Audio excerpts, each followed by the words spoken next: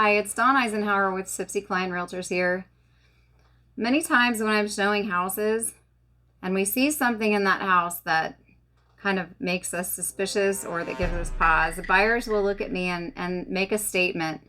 Well, that won't pass inspection.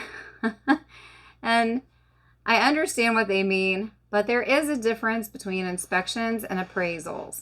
So for buyer inspections, the buyer is responsible for hiring the inspectors and contractors to come through and take a look at the house during the inspection period in a real estate transaction. Inspections aren't necessarily a pass-fail.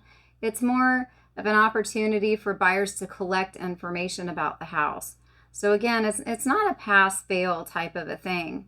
What we're looking for in inspections are defects in the property that are catastrophic, that are costly, that could compromise the structure of the house. Things that really the sellers should have taken care of in terms of deferred maintenance, things like that are significant. Not tightening every nut and bolt per se, but significant things that will be costly repairs or that could lead to some type of failure in the future of the structure. So inspections, again, aren't necessarily pass-fail. They're buyer information so that the buyer can determine after collecting the information if they want to move forward in the real estate transaction or if that house, those repairs are just going to be too costly or if damage is too substantial for them to purchase. An appraisal, on the other hand, is a type of inspection. It's a walkthrough that's done by an appraiser. During the transaction, the bank will order an appraisal. The appraiser will accept the assignment and then go to do a visit at the house.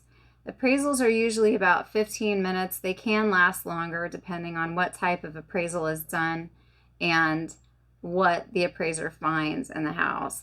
So, a good 15 minutes, usually under 30, at 30 at the very most, usually under. The appraisal is ordered so that the bank can determine that the investment that they're making is sound and that the condition is good as well. So there are kind of two pieces to this.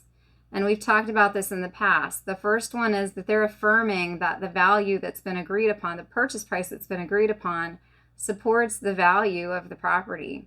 So they're going to affirm value. And secondly, they're going to look at condition. It could be that the value's fine after the appraisal report gets back to the bank, but that there are certain conditions that need to be met before the loan can close.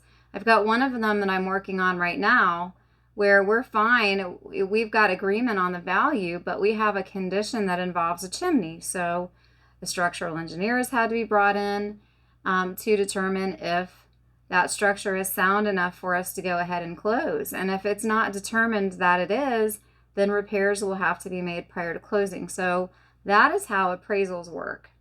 Most of the time, appraisals are fine. Value comes in, and if there is a condition that's flagged, it's not something that's big. But again, you could get an undervalued appraisal, or you could get the appraiser saying that the home needs a brand new roof on it before the loan can close. So that's an appraisal, and that is kind of a more pass-fail type of a situation if you think about it that way. But they're looking at two things when they do that, and that's for bank purposes. The buyer does pay for that appraisal, but again, that's for the bank to know if they've got a good, solid investment in that property that's being made.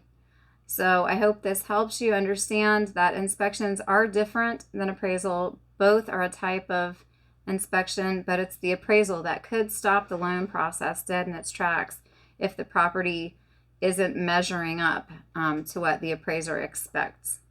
If you have questions about this or any other real estate related topic, you can always call me or contact me, 513-236-1254. And if you're watching on YouTube, feel free to subscribe. Thanks. Have a good one. Bye.